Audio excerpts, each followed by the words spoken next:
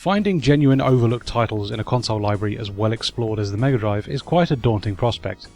Every time I thought of something to feature, it made me stop for a moment and go, is that really that overlooked?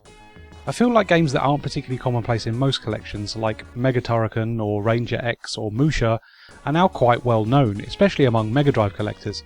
So I really had to dig deep to find 5 games I genuinely don't see discussed very often. So here we go, 5 Mega Drive games that I genuinely think are quite overlooked. Did you even know that there was an exclusive Pro-Am game on the Mega Drive? Rare's classic isometric racer is mostly known for its NES entries, but Championship Pro-Am is the one and only foray the series made into 16-bit territory. It's not a particularly unique entry and is often regarded as a port of the original game, but it does have some differences, with the main addition of you going up against more racers. It's a solid little racing game with a great sense of speed, a cool upgrade system, and weaponry to take down your rivals. Unfortunately, it only ever received a North American release, so tracking down a copy will mean importing one.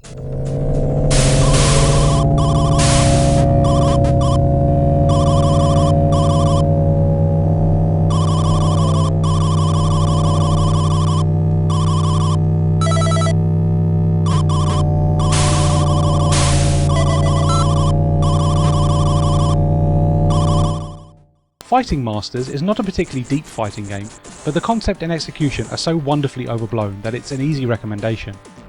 You take control of one of 12 different races who are fighting to the death, to be chosen as the one race who will be saved from a sun that's about to go supernova. The characters are a mix of humans and anthropomorphic monsters, and the action is downright stupid, with characters ricocheting off walls.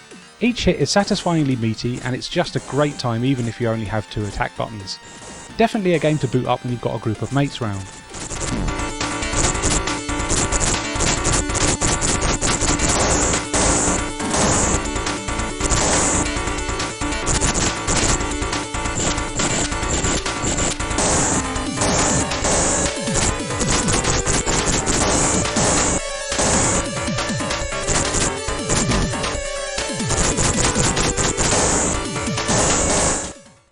Gaiares is not a shoot 'em up you really hear discussed as a top tier Mega Drive shooter, but it honestly deserves a moment of your time. The power up system is a really enjoyable one. You send your option to drain the firepower of the various enemies, and they all possess different qualities. So while the action is thick and fast, you find yourself experimenting with the different weapon types as new enemies appear, and it makes for a really varied and compelling little shooter. Also, the bosses are awesome.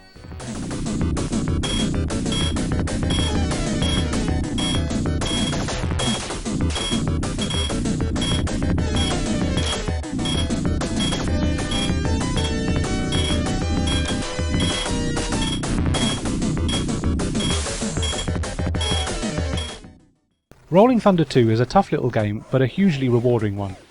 You take control of Layla, or the brilliantly named Albatross, and take down the villainous Geldra organisation. You carefully proceed through the stages, shooting enemies with a limited amount of ammo, looking in the various rooms for additional ammo and power-ups. You can jump between the higher and lower platforms in a similar way to the original Shinobi, but it's a game you really need to take your time with because you'll need to study the enemy patterns to not get taken down by their incredibly quick projectiles. Stick with it though, because while it likes to kick your ass, beating a stage is a real achievement, and there's some wonderfully goofy passwords to continue after every stage.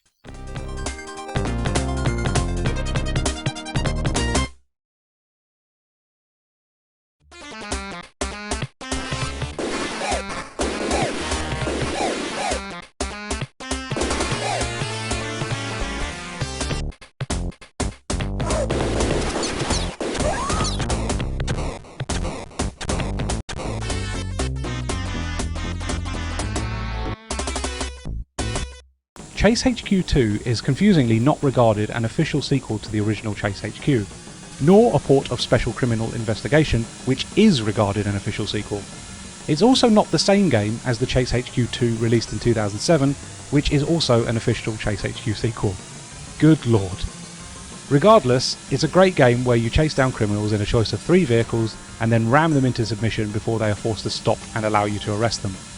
While it's not doing anything particularly unique for a Chase HQ game, it is a lot of fun if you're a fan of the franchise. Just a shame it never got a European release.